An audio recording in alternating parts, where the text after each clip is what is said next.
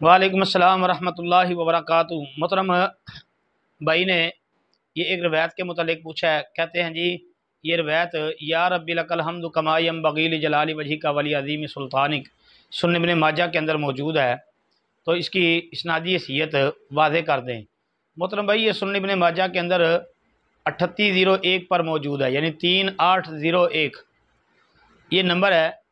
سند اس کی ضعیف ہے۔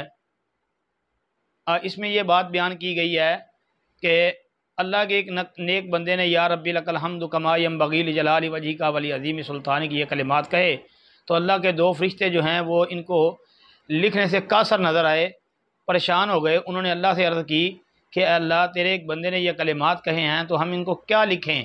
اللہ رب العالمین نے کہا کہ آپ یہ کلمات ایسے ہی لکھ دو جس طرح اس نے کہے ہیں، جب اس کی میرے ساتھ ملاقات ہوگی میں خود اس کو اس کا اجر و ثواب دے دوں گا۔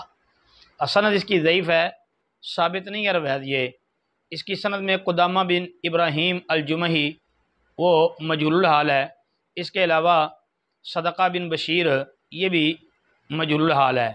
دونوں راوی مجہول ہیں، ان کی توثیق معتبر ثابت نہیں ہو سکی۔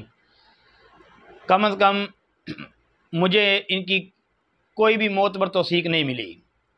دوسرے نمبر پر مزی نے تہذیب الکمال کے اندر صدقہ بن بشیر کے ترجمے میں بھی یہ روایت ذکر کی ہے، اور صدقہ بن بشیر کا حال پہلے میں ذکر کر چکا ہوں،